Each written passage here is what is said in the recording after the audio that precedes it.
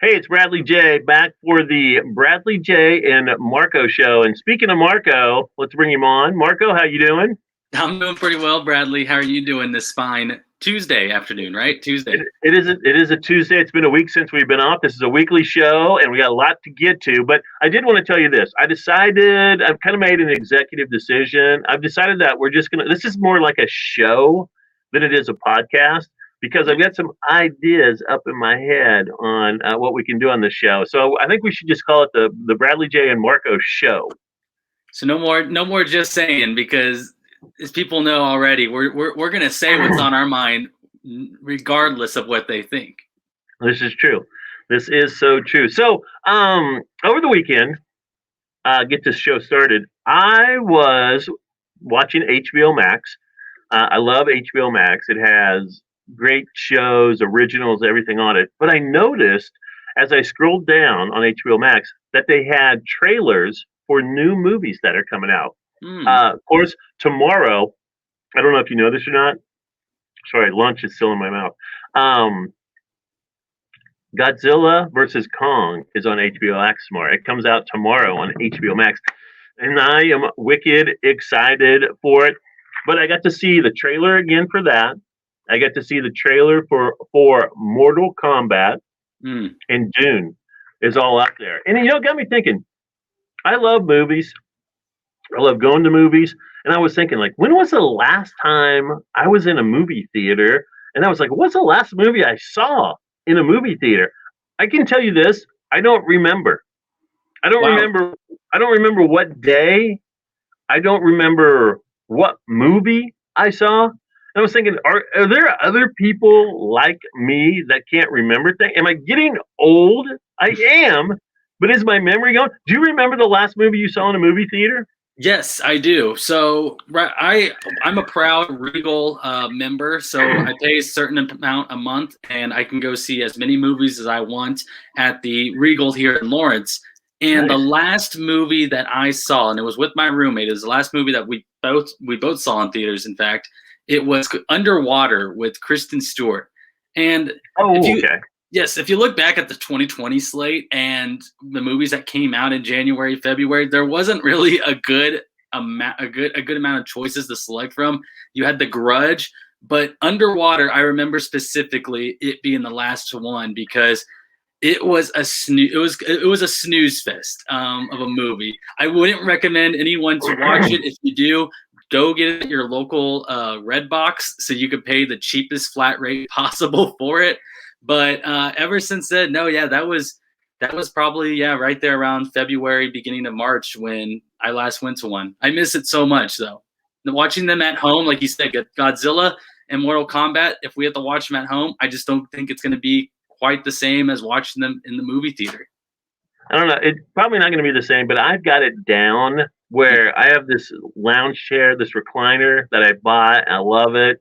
I'm not going to lie. I call it Jessica Alba. It's my Jessica Alba chair. And the reason is because when I fall into it, it feels like she's hugging me. I don't know if her hugs are like a recliner, but for me, they are. So I sit in my Jessica Alba, and it's just fun to tell people that. They're like, "Oh, what are you doing?" I'm like, "I'm watching a movie." "Oh, really?" "Yeah, I'm sitting in my Jessica Alba." And they're like, "What's that?" I'm like, "It's my recliner. I named it." Um, but I have it down. Like I do that. I go and pop some popcorn. I get some water to drink, and I sit down and I sit and watch the movie. I mean, I have got it down, and I am excited because tomorrow when I get off work, I'm not. I usually go home. I work out. I shower. I fix dinner. And then I watch TV. Tomorrow, that is all off the slate. I'm gonna eat 2 bags of popcorn. I'm gonna get crazy, man. I'm just gonna get crazy. And Regal theaters are open. Are you planning on going to the theater again soon? Not quite yet. I gotta check and see if my membership kind of kicks back in when the movie theater here in town opens up. But I haven't even. That's quite. I like your plan for tomorrow. You're not gonna let anything get in the way. You are Godzilla versus Kong is the first thing that you're doing right after work, and I'm jealous because I won't get to do that tomorrow, unfortunately. But you'll have to let me know how the action is and if the dialogue is any good, because that's what people are going to be watching it for, right? Is the dialogue. Exactly. Everybody wants to know what's going on. I actually, you know me though, because I've told you before. You and I both are like we like superhero movies, and I'm always telling you like I always go online after I watch. Like I watched the Falcon and the Winter Soldier, and when I was Mhm. watching WandaVision, I was like right after that, I was going to online to like the Den of Geek or something like that, or Vulture or whatever, and I read the synopsis of what they say and what because I'm always like, oh man, I missed that. And I did that again with the Falcon and the Winter Soldier. And I was like, oh, okay, okay, like I get it. And I don't. It was funny because Jim Daniels was like, I don't want to hear when you come in tomorrow to work. I don't want to hear anything about it, not one word. Oh And I go, well. well then, I go, don't bring it up then to me. Like if you like if it doesn't pass your mind, it won't pass mine. Like I won't tell you because I mean if somebody asks me, like if you ask me and you're like, hey, call me or text me tomorrow and tell me what you think of the movie. I will. I'll be like, hey man, it was good. I don't want to spoil it for you. And if you say no, go ahead. I'm gonna be like, okay, here it goes. And I don't mind posting things on social media about movies. Mhm. People are like, don't post on social media. Don't give it away. And I'm like, don't look on social media. Exactly. It's Twitter. my right to post on whatever I want on my social media.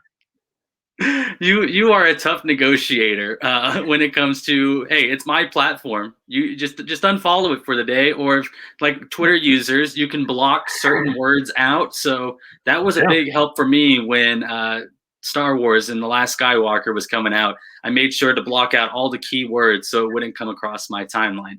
Letterbox, get the Letterbox app so you can keep track of your movies, and you can record, you can document it, record it each time you watch a movie, and it gives you a fun little year in review at the end of each year. It shows you what you watched again, and actors, actresses that you watched, genres. I'm looking for a pen. I'm like letterbox. Like, what is that an app? What is that? I'll tell you what, there was one thing I saw on your social media that struck a conversation in my living room, and it led to another one as well. You had posted on there about whether or not it was rude of a lady to come in after your friend had held the door open for her, and then not mention that she had 7, 8 other people following along her that got to join in, and so your friend had to wait not just for one person, but for 10 people total. Yeah, the whole family. Like, oh, come on in. That is, yeah. So your restaurant etiquettes, it's kind of funny. I read that, and then I go on Twitter, and I see a lady had posted a photo where she's on a plane, she's in her seat, but if you look towards the top of the picture, you see child's feet on the top of her chair.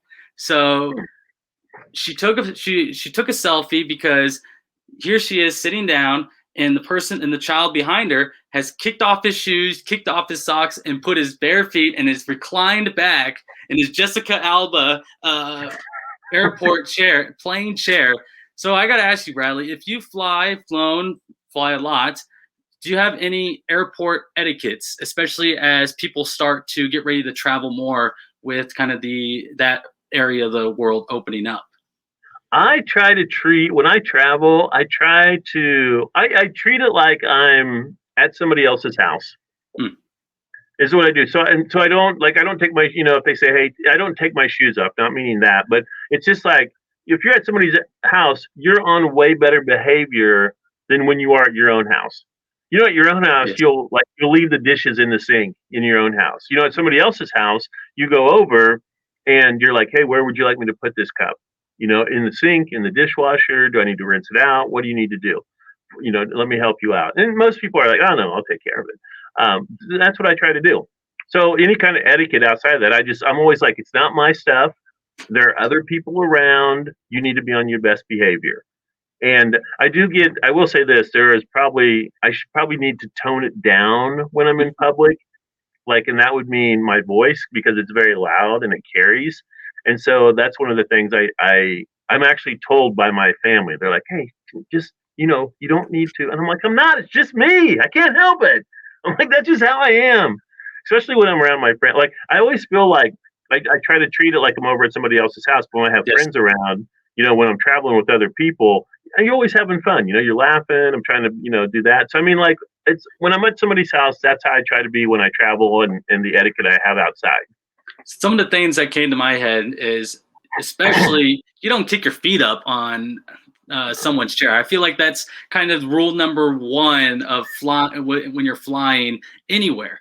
And so, but a couple that I've written down was I like your rule of treating other spaces not as your home. It's being very respectful of other people's spaces. One of those things that came to my head was I'm going to let someone strike the conversation with me, because I have that feeling where people just want to travel. My roommate, especially, he's from Baltimore, so when he's going back home or coming back to Kansas City for school, that type of stuff, he says he just immediately puts his earbuds in and just falls asleep. He doesn't want to have a conversation with anyone. He doesn't even accept the free peanuts, the free drink that you get. He's like, he doesn't want to be bothered at all. And I'm like, all right, I see that as everyone, whereas I'll just let them start the conversation with me because I know who I am. If someone wants to talk with me, I'm willing to chat with them. But I will never strike up a conversation on a plane, because you don't know what that other person right there wants to talk with you or not. And then, before you even get on the plane, you're assigned a letter and a number, right? Right. Whether it's A7, B12, C36, that's your number that you get to go before you get to go on the plane. It's how they organize everybody out. Get in your organized number. The last thing people want to see is a fight break out over in Terminal 7, Terminal 8, because somebody wanted to sneak onto the A group when they didn't check in early enough for their flight, and they got stuck at the bottom of the list towards what C50 or something. And it exactly goes back to your rule. It's not your space. This isn't your house. This isn't your house or anything. You're at the airport. You have to deal with other people. It's just easy on yourself to just go where you're supposed to go. Go with the assigned number, letter, whatever it is, because you never know how someone's gonna react if you cut in front of them, per se. But that's just those are my 2 cents for airport etiquettes. I agree, man. I can't argue any of that. I always feel bad. Like, I don't feel bad, but I'm always like, when I'm at the airport and they start calling names, they're like, okay, we're gonna let this group go, and then we're gonna. I always seem to be like in that last 2 groups. That's how bad. I don't. That's just where I've got my, because I've never flown first class, and so I've never been that passenger, and it's always in coach. And like I said, I'm always in the last 2 groups, and I'm always just like, I kind of want to be one of the people that get on first in one of these times. But I'm the opposite. Like, I'm pretty good at reading people. So on an airplane, like I've actually made friends on the airplane ride talking, because I'm a talker. But I can also tell, like, when somebody doesn't want to talk and they just want to sleep. Like, I'm courteous of that too. Like, I'm like, okay, they don't want to talk. Like, you start talking to them, and all of a sudden they're just kind of like, standoffish. You're like, okay, they don't want to talk. It's all good. It's all good. Talking about that over, it's been a couple weeks ago. I had a friend of mine call me and say, hey man, you want to go to lunch? And I really didn't want to go to lunch. I was in the middle of, like, playing Madden football. Yeah. And I was just like, I wanted to say no, but I hadn't seen this person, which makes me an even worse person because I hadn't seen him in a while, but I was really focused on playing Madden and finishing the game. If they would have called after the Madden football game that I was playing, I would have been like, yeah, let's go. But I still went, but I was kind of like, oh, man. So it got me thinking, it got me thinking, have you ever been invited to lunch? And if so, you didn't want to go. How did you get out of it? How would you get out of going to lunch with somebody you didn't want to go with? But you knew you were like, you didn't want to say no. I would say, are you buying? Are you paying for my lunch? If they say no, I'm like, all right, I don't have money. I can't go. It's either I'm not great with, I'm glad this is a really good question, because I'm not great at coming up with lies right off the spot. And my mom calls me out on it, because she would be like, no one reads you better than your mom. You talk about being great at reading people. No one can read their son better than their own mother. And I'm just not great with coming up with lies on the spot. So yeah, I have been invited times where people have called me and wanted to go to lunch, asked me if I wanted to go to lunch, and I've been caught up with something. But that is usually my go-to. Is if are you buying? No, well then I can't. No, I'm caught up with something anyway. But if you were paying, I would drop it all right now. I got no money. I can't go. That's the best excuse, man. Like I'm broke. They're like, you're broke. It's just lunch. It's like $10. Everybody's got $10. Like, nope, not Marco. He is broke. No $10 for that guy. I don't mind. Like I'll go because there are times. Most of the time, it's people that are coming through town. I haven't seen them in a while. But sometimes, like like you're at work, right? And somebody goes, "Hey, let's go to lunch," and you're just like, "Nah, I I'm busy. If I go to lunch, it's going to end up being an hour and a half, or an hour that I can't spare. And if I can eat at my desk, like the food I brought, or I just run out real quick and I get something to eat, and I come back and I still work and eat. It's just better because then people get upset. Like when somebody asks you to go to lunch, they get upset if you say no. It's almost like you can't say no if somebody says, "Hey, you want to go to lunch?" And you're like, "No," and they're like, "Well, you don't like me?" It's like, "No, I like you. I just don't want to go to lunch with you. It has nothing to do with your personality. I just don't want to go to lunch with you." And then, like you said, here's the thing too. A friend of mine, years ago, we got in this discussion about lunch, and I think I got in a discussion with Jake LeBon too here at lunch. Maybe it wasn't him, but I think it was talking about when you ask somebody to go to lunch, like sometimes the way they say it means they're going to buy. Because if they say like, "Do you want to go to lunch?" then you can say no or yes. So if they ask you, "Do you want to go to lunch?" is it because they're like, "Hey, I'm buying"? Because sometimes you don't want to ever ask when they go, "Hey, do you want to go to lunch?" and you're like, "Well, wait, is that like they're buying if I go to lunch, or they just want me to come along and hang out?" How does that work? What if someone said, "Hey Bradley," but I know you like Red Robin, but they were like, "Hey Bradley, you want to go to Red Robin?" and you don't. But in this hypothetical, you don't like Red Robin. What do you say then? Do you say I'm good? You say no still? I'm broke, or I just don't like Red Robin. I'm good, thank you. I think you could say like, "Nah, I'm not really down for Red Robin. Like I'm not somewhere that no, I don't like it." If you didn't like it, if you didn't like the place you were going, I think you could say that. Just be like, "No, I don't like that, so I don't want to go." People have to be better at just taking, hearing no. No, it's not personal or anything. Don't take it personal. It's just I'm caught up in work. I'm caught up in the Super Bowl on Madden. I just can't come right now. This is a very important game. This is a game to get into the playoffs. I can't go. I can't disturb myself right now. Here's the thing too. Like when you ask, I always tell people this: when you ask a question, don't assume you're going to get the answer you want. And if you ask a question that can be answered with multiple answers, you shouldn't be surprised when you get that. Like a lot of people, like when you do ask someone to go to lunch, and because they're always like, "Oh, you go to lunch, it's eating, you're hanging out, we're talking, we're gonna have a good time." They expect you. I would say almost 99% of the time to say, "Yeah, yeah, I'll go to lunch with you." But when you say no, that's when they get hurt. And I'm always like, "Did you not like?" This mind is mine, and I can make it work on my own. And if I don't want to go to lunch with you, don't want to go to lunch with you. No, it's over. But I do like your thing. I'm going to use yours about money. Like I'm going to be like, "I'm broke. I don't have any money." The worst thing is when there's strings attached to it. My grandpa being the best example for this, he would always ask me if I wanted to go to lunch with him, and it's like, "All right, cool, I get to go to lunch with Grandpa, no big deal." And then after lunch, it's like, "All right, now that I fed you, do you want to come clean my pool? Come mow my lawn? We're gonna go drive around and talk to clients." And it's like, all right, this what was supposed to be hour experience has now turned into a 5-hour workday with my grandpa. That's an old people trick. That's what that is. That's from back in the day. They bought you something. They basically get to use your services for however long they think what they spent on you is worth. That's how that works. A two piece from Popeyes was not worth 4 hours of work, Grandpa. If you're watching or listening to this, it wasn't worth it.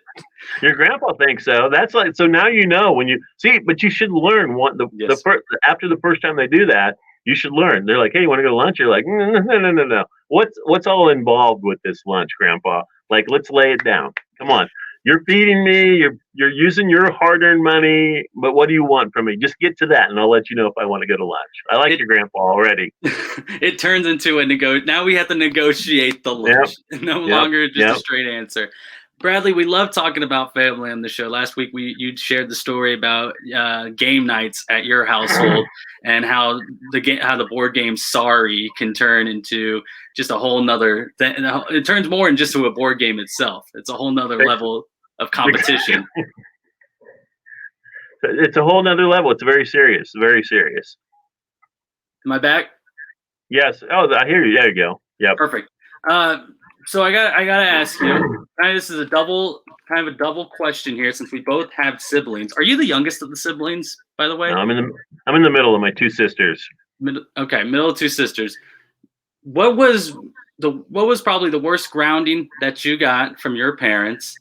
And was there ever a time where your siblings may have done something, but the punishment got tied in to where either both of you got in trouble and you were just a witness at the scene, or they just had to they punished all three of you to set an example?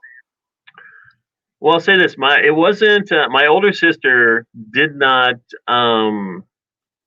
really. She didn't really recognize us. She tried to stay as far away from my younger sister and I, because my older sister Tony is 4 years older than me. So when she was in high school, I was in junior high. So like when I was an eighth grader, she was a sophomore. Mm-hmm. So when I was an eighth grader, she was a senior. So we really didn't interact a whole lot except at home. Like she really my older sister during when we were all home, and she wanted nothing to do with my younger sister and I. So Just because you guys are troublemakers?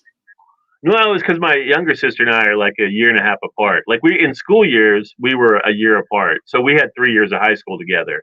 My mom and dad weren't really grounding parents, but I do remember because I was an instigator amongst my sisters. So I was always, as my mom would say, I was always tit tatting around with my sisters. Like we would sit in the back of the car and they would make somehow like they would call windows, and so whoever didn't get call windows first had to sit in the middle.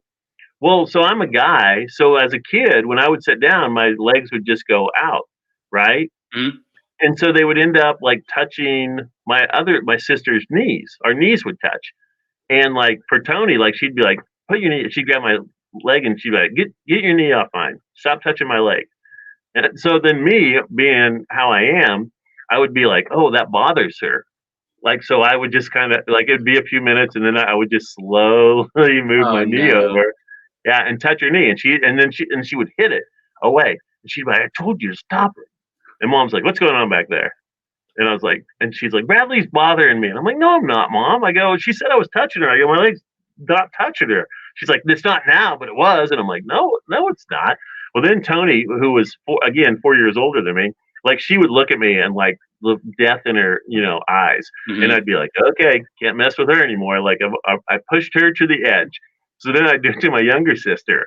So the one time, so that was in the back seat. Like I was an instigator, and it irritated my mom, and she was like, "Stop touching your sisters!" Like just, she goes, "Why can't you just sit still in the car?" I was like, "Nah, that's not happening."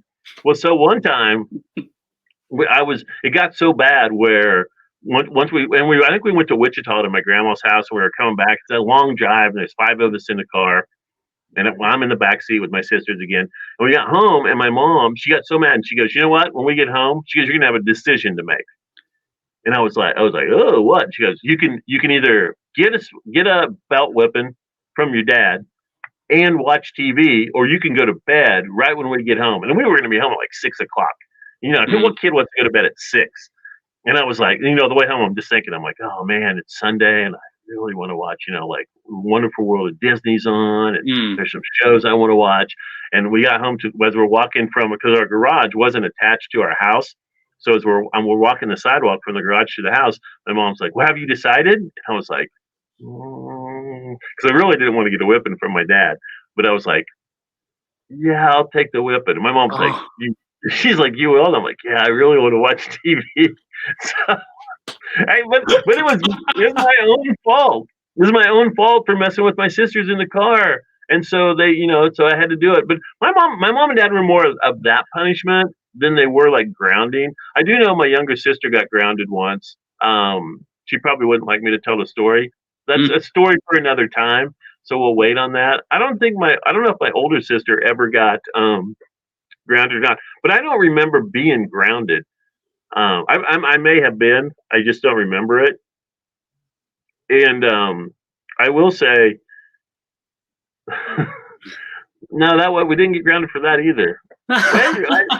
We just got whoopings, right? Was it most part whoopings? Yeah, or my mom would grab my ear and Mm-hmm. I think that was punishment as well too. I'd be doing something and she'd grab your ear. She also did something called milk your mouth. She would say, "Give me your hand." And so you would give her your hand, and then she'd be like, "Well, what's this?" And then she would take it and she would bend it like this. Oh. And that's would be my mom. She's like, "You're gonna take the trash out, right?" And you're like, "Yeah, Jess." You're not gonna talk back, are you? No, no, No. no.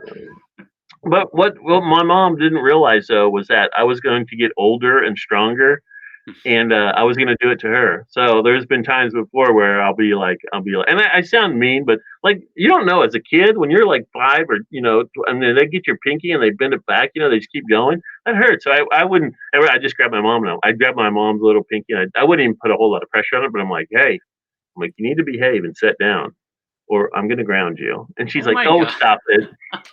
But I would just be like, hey, watch it. But no, I mean, I don't remember. I don't really recall.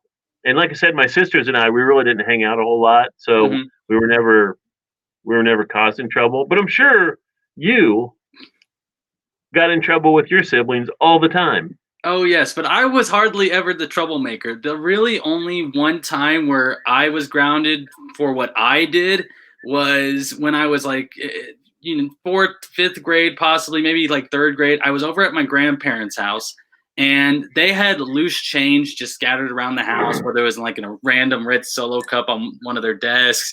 You find the penny change in between the couches or their drawers. I just went around. I collected all their change. And I came up with a nice, my mom, I remember her saying it was like $50 in quarters, and I had hid them behind my bed, and she had found me counting my loot that I had just collected earlier in that day, and she was like, "Where did you get that money?" And I said, I was like, "I just got it at Grandma and Grandpa." I was like, she's like, "Did you ask them before you could take that?" I was like, "Well, no, finders keepers, losers weepers. Like that's how it works." It was just in a couch, like they weren't gonna use it. And so I got grounded for about a month because of that. And I remember I was watching Mr. Deeds on the couch, and it was like, "Nope, can't watch it. You're grounded." And I had to give the money back to my grandpa. And he even told her, he had told her, "Just let him have it. Like I'm like it's just quarters. Like it's just coins. Let him have it. It's just like, grandpa, it's like $50, nothing for my grandson." But she was not going to have it. That was probably the worst thing I did as a kid that got me grounded. But there was plenty of time where, same thing with you and your younger sister. Me and my second oldest brother, I'm the youngest of 3 boys. We're about a year and a half apart, or 2 years apart, excuse me. But we shared a room together up until he left for college. And so whenever the Xbox got taken away because of him, I had to suffer because of it. But there was a time when we were kids, this guy decides to prank call 911 and tell them that our house was on fire. Please hurry. I'm probably like 5, 6 years old. He's older than me, 8 years old. And I'm just standing there watching him prank call 911. I did not pick up the phone or anything. It was all him. So, they didn't send a fire truck over because they knew, okay, this has to be like this. They knew it was a fake call. They got this little kid calling them. And so they sent the sheriff over, and my mom told my dad, and she tells me this is when we were older, that they had schemed up a plan. And so my dad pushed us outside, and he said, "They're right here, officer." And the officer put us in the back of the cop car, handcuffed us and put us in the back of the cop car, and drove us around the block and gave us a lecture and then dropped us back off at home. And then our parents made us go up to our room and clean it. And it was probably like a Saturday or Sunday, one weekend day. So just a day, and I was just caught up in it. I had nothing to do with it. I fought my case. I pleaded my case, but nope. I still had to go clean my room with my brother. It was not happening. No excuses. I was there. I was a witness, and I got pulled into it. But that's always it's a fun story that we laugh about now, because why would you call 911? Here's a crazy story. Talking about calling things, we were at a party, and a friend of mine called the Kennedy. Who was it? What was the Kennedy out at the what's it? I can't even think of it. The Kennedy where the girl drowned. This might be. It begins with a P, right? It's like yeah, out in there. But anyway, he called in the Northeast. Yeah, he called that Kennedy office because he was he's a representative or whatever. He's in government, so he called the office and then made this prank phone call talking about he had information or he knew or something like that, about killing her and stuff like that. And I was at the party and I was just like, you did not just do that. And he's like, yeah, I did. And I was like, I'm going home. Because I figured like the FBI would roll up. Yeah, in our small town. It was like, what? It was crazy. Was it Gideon Kennedy, maybe? No, it was. I don't know. It wasn't John F. Kennedy. It wasn't Bobby Kennedy. It was I can't remember. Kennedy. Ted Kennedy. Ted Kennedy. Yeah, that's what it was. In Chappaquiddick. There you go. Just did a quick Google search. Yeah, you did. Yeah, that's what it was. And so it was crazy. And he's like, it'll be fine. I was like, whoa. Talking about your brothers and sisters and my sisters. Or you don't have sisters. Talking about my sisters. I have a younger sister. She's younger than me though. She got into her own kinds of trouble as a kid. She sounds like a troublemaker. And I've never heard you talk about her, but she just sounds like a troublemaker. I'm just kidding. I love your sister. I've never met her. Talking about siblings, and I don't know, someday you might get married, have kids. Maybe no, it's not happening for me. But I ran across this.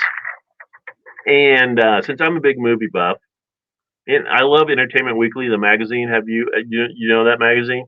I do know that magazine. Yes, I can't say I'm not a subscriber though.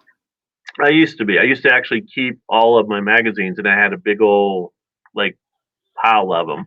But then I got rid of them when I moved because I realized moving with all that is not fun. They put out a list of movies kids must see before they grow up. I'll tell you this: growing up as a kid, I kind of wish I never saw this movie when I was a kid. Scared me. Didn't enjoy watching it, but people made me watch it, namely my parents and siblings because they had it on the TV. It's The Wizard of Oz. Oh, yes. Wasn't a big fan when I was younger. As a young adult, wasn't a big fan. I get the significance of the movie. I see why people love the movie. It wouldn't be my go-to movie to show a kid. I just don't think so. I was scared of the flying monkeys, and I wasn't really fond of the Wicked Witch of the West. She looked scary, and I just didn't like that movie. But I got to thinking, movies that you would show kids that they need to see, and I would think one of the movies would be Toy Story. 100%. Yes. That you would have to show them. A movie that I did enjoy watching as a kid, E.T. That's a good one. Yes, E.T. Yeah. Another movie I enjoyed watching, and I'm thinking, there are movies I think, Charlotte's Web. I actually liked that movie as a kid.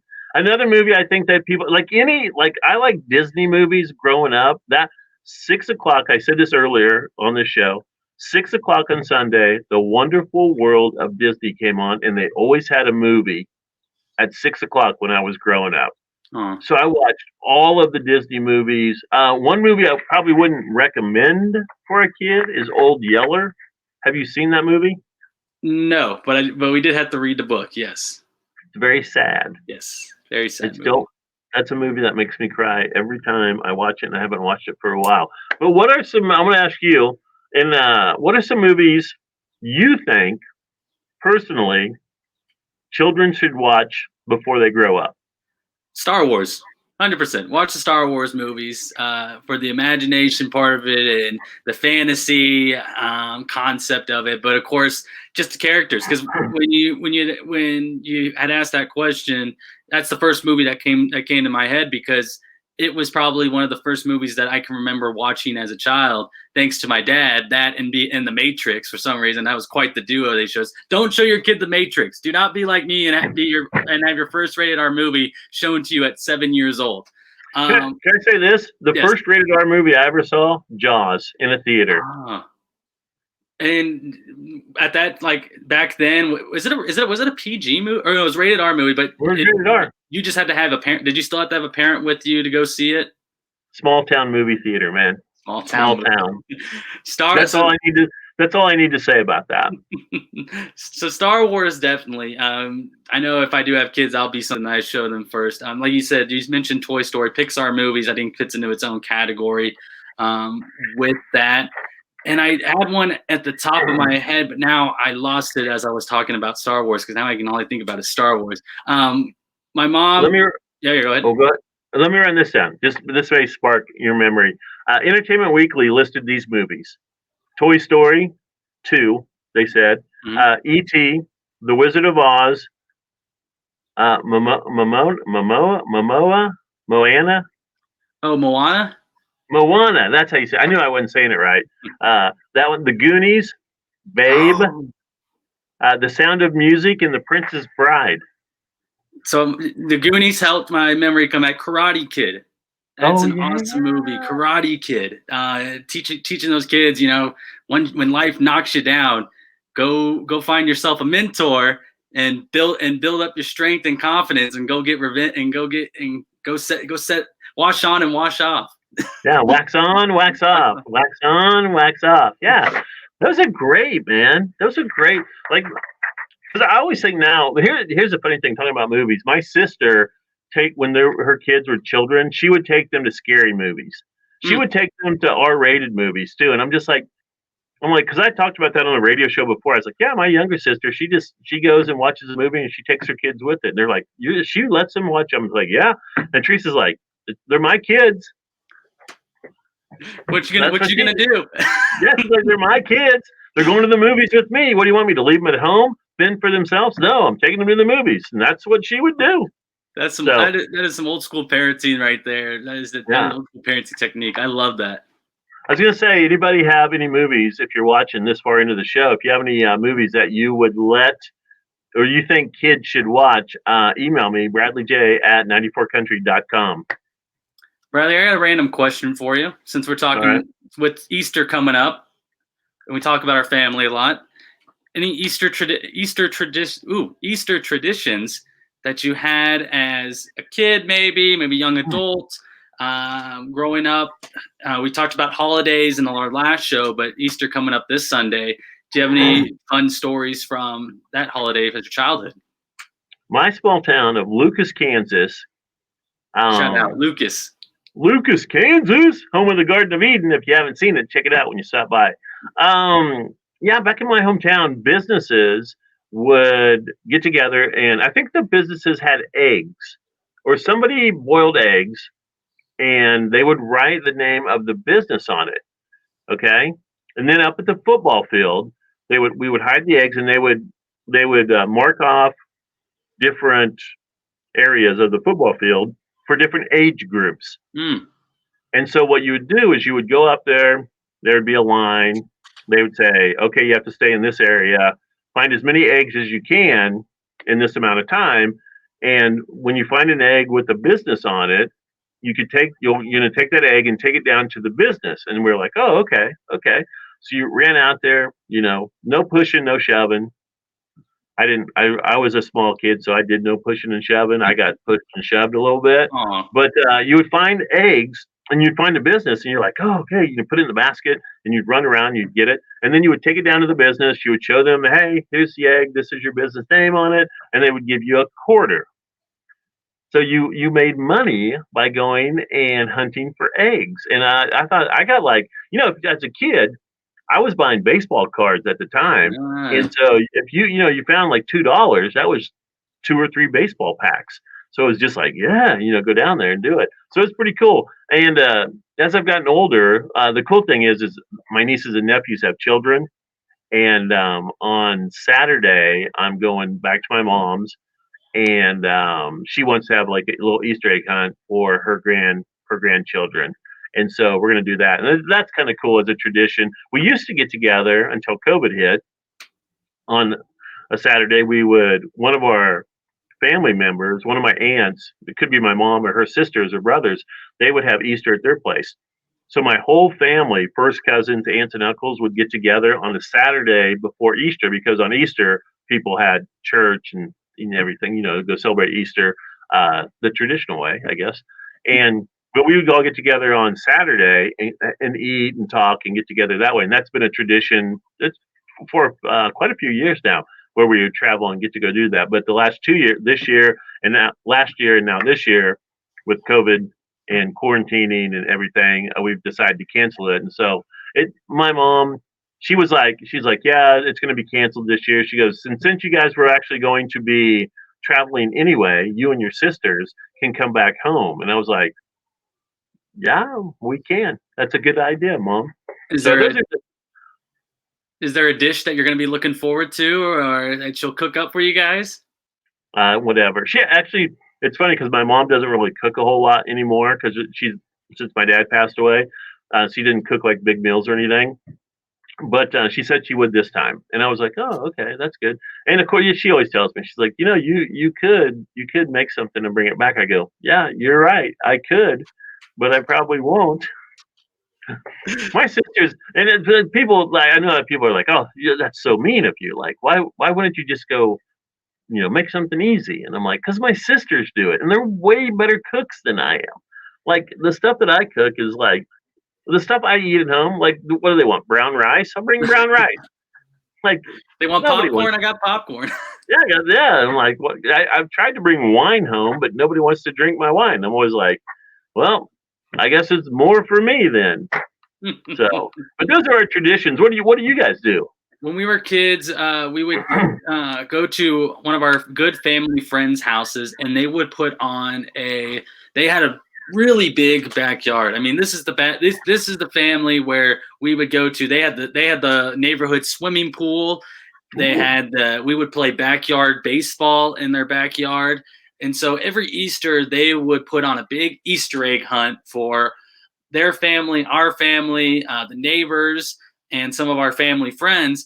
And so each year we would go to service, and then we would come down the street in our nice clothes, and we would be all ready for the Easter egg hunt, and we would take a group photo in front of the house. And so that's something that parents love photos, and they always tell you you're gonna look back on these. And so that's something I always enjoy looking at, because each year there's a different photo from each year, and so you get to see how much we've grown. And so Easter egg hunts in the backyard, there would be the cliche joke, "Don't pick up the brown eggs," because that was that was from the dogs. That was from the dogs, not from the parents. And so that was our childhood tradition. And now we do an Easter egg hunt for my nieces and nephews in our front yard, backyard at our house. So Easter egg hunt is a big thing for it. My mom and dad cook ham. My mom makes her banana pudding that we all love. And so it's just, it's a very simple holiday, very nice holiday, a fun holiday. And we're big on just keeping traditions from the past. And so, we keep it family oriented now, and with my brother's kids. And so it's just a good time. We have a lot of fun with it. Like I said, a small Easter egg hunt for the kids to enjoy. But like you said, it's just another one of those holidays where we all get to be in the same house for just a day. Yeah, that's very important, man. All right, it's time to wrap this show up. But before we go, I have some random questions for Marco that you get a 10-second answer. Okay. All right. So here we go. We love movies. I'm a music lover. I think you like music. And when you combine both of them together, movie and music, you get some music moments. So I want to know, Marco, out of all of the movies that you've seen, I like how the question is longer than your answer is going to be, by the way. What's the best music moment from a movie? Shrek 2, Living La Vida Loca. At the end of Shrek 2, they do a big performance. And that kind of ties into the question earlier about what movies would you show your kid? And Shrek 2 is on that list as well. I'll tell you this, my answer to that question, Pitch Perfect. They have some great moments in that movie. And I'm a huge Anna Kendrick fan, so she's right here in my heart. She's wicked funny. I love her. Next question and final one for you, Marco. Have you ever regretted getting a pet? Yes, because when they die, you miss them so much. I regret it each time because you know how much you're going to grow attached to them. No, honestly, no, but in that way, yes. Aw, that's a sweet, sweet answer from a sweet, sweet man. Shout out to my Kermit Alex that lived 2 days that I got at the mall. You had a pet that only lived 2 days? Yeah, Kermit was a Kermit frog or a crab. The crabs that live in the shells that you get from the local mall. They only last for like 2 to 3 days.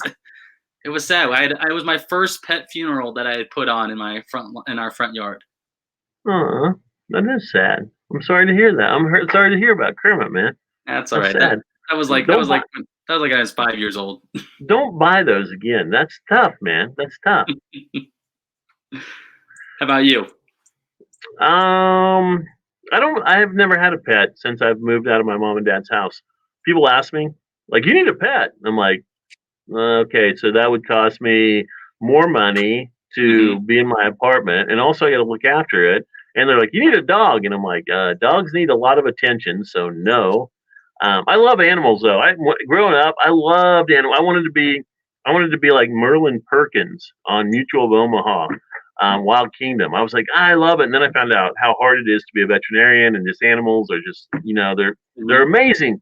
I love going to the zoo. I love animals, but if I was going to get one, I'd get a Siamese cat because they like to be left alone. And I'd get a cat because cats, like, you don't need to walk them. You don't take them outside.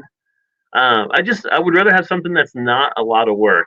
And one time I was like, I really want a large aquarium, and my uncle has one, and he's like, it's a lot of work, and I'm like, yeah, okay, scratch that. Right. I don't want that, but I would, if I was gonna get an animal, I'd get a cat. I'm a cat. I love dogs, but because you always hear people telling like, oh, I gotta, like, well, before I go to bed, I gotta get up and I gotta let the dog outside. My sister has like, they have a lot, not a lot, but they have like 3 or 4 cats, and they have like 3 or 4 dogs. Oh, and I love going to I love going to her house because I get to hang out with them, but then I get to leave as well. But I love animals, but just I understand when it comes to an animal, they're a lot of work. And yes. I don't right now. I do not have the time, and I don't want to put the effort into it. So I think like I don't think I'm a bad person. Like people are like, oh my god, that's just horrible. You need a pet, and I'm like, no, because I know what goes into it. Like that's just what I'm saying. I'm like, I don't want to. I love them. If I had the time, and if I had kids that I could tell, that's your pet. Clean up after it. But Dad, you've had it for so long. No, I haven't. That's yours. Do it. Take care of it. We'll get rid of it. I don't need it. That's what I would say to him. I don't need it. You do. Do you love that dog and cat? Yeah. Then clean up after it and feed it, or it'll die, and then you have to bury it in your front yard. Yeah, in the front yard. You have to, and we'll put up a tombstone so you have to walk by it every day going to school. So there. No, I'm kidding. I love animals. I love animals, man. I love them. But if I did have a pet though, and that happened, I would do exactly that. My wife may not love me anymore, but it is what it is.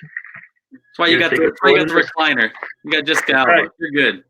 My wife will be like, "You're not sleeping in bed tonight." And I'll be like, "That's okay. Jessica Alba's waiting for me out in the living room." Boom. Take that. So there you go. Nope. Not having to regret, but maybe someday I'll get a pet. We'll see. We'll see. All right, Marco. We got episode 2 of the Bradley J and Marco show in the books, man. Thanks for taking time out of your day to hang out with me. I always enjoy talking to you, man. You never know where our conversations are going to go, talking about life and different subjects. So we got a whole week to live life and then come back and do this again. Now, I do want to tell you, I'm going to ask you, Marco, if you want to do this. I know you watched the DC Snyder cut of the Justice League. So I'd like to do, and I know not everybody wants to watch that or hear about that. So I would like to do a special episode of the show where we just talk about DC and the Snyder cut of the Justice League. Are you down? Oh yeah, of course. All right, there you go. I am Bradley J. He is Marco. Until next Tuesday, have a great week.